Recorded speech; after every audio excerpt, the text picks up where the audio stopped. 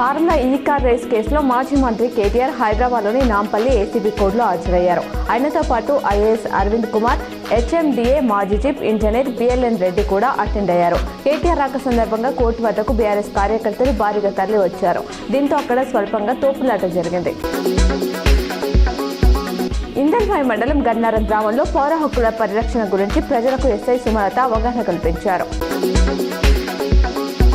ఎగువ భాగంలో వర్షాలు కురుస్తుండటంతో శ్రీరామ్ సాగర్ ప్రాజెక్టు వరద పెరుగుతుంది. ప్రస్తుతం ప్రాజెక్టులో 60,000 క్యూసెక్ల నీరు వచ్చి చేరుతుంది.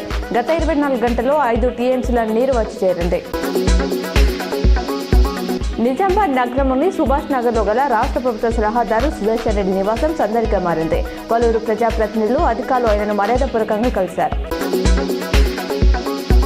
సాలూరా మండల కేంద్రంలో బోనాల పండుగను భక్తి శ్రద్ధలతో అత్యంత వైభవంగా నిర్వహించారు.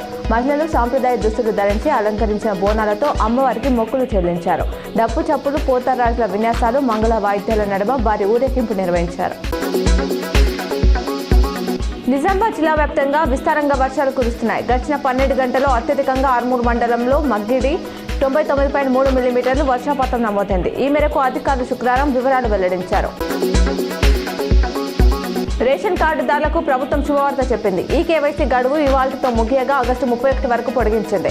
తొలుత జేహెచ్ఎంసీ పరిధిలోనే అవకాశం కల్పించగా ఇతర జిల్లాల నుంచి విజ్ఞప్తుల నేపథ్యంలో రాష్ట్ర వ్యాప్తంగా అవకాశం ఇచ్చింది. సార్ ప్రక్రియ కొనసాగుతుండడం, భారీ వర్షాల కారణంగా ఈ వెసులుబాటు కల్పిస్తున్నట్టు తెలిపింది.